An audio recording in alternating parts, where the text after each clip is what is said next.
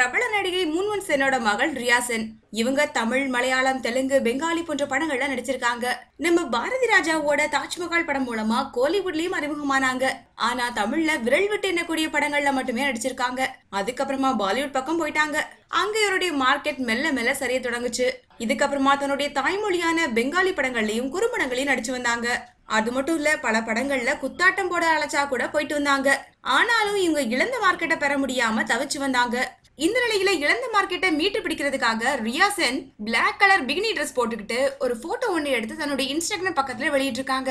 இந்த போட்டோ எதிர்பார்த்தபடியே பலருடைய கவனத்தையும் ஈர்த்திருக்கு. ரியா சென் இப்போ ராகினி MMS 2.2 அப்படிங்கிற வெப் சீரிஸ்ல சிம்ரன் கதாபாத்திரத்துல நடிச்சிட்டு வராங்க. நடிகை ரியா சென்னோட பிகினி போட்டோ இப்போ சமூக வலைதளங்கள்ல வைரலா பரவிட்டு இருக்கு. இந்த வீடியோ பிடிச்சிருந்தா லைக் பண்ணுங்க, வீடியோ பத்தின கமெண்ட்ஸ் போஸ்ட் பண்ணுங்க. மேலும் இது போன்ற சினிமா தகவல் தெரிஞ்சுக்க எங்க சேனலை சப்ஸ்கிரைப் பண்ணுங்க. நன்றி.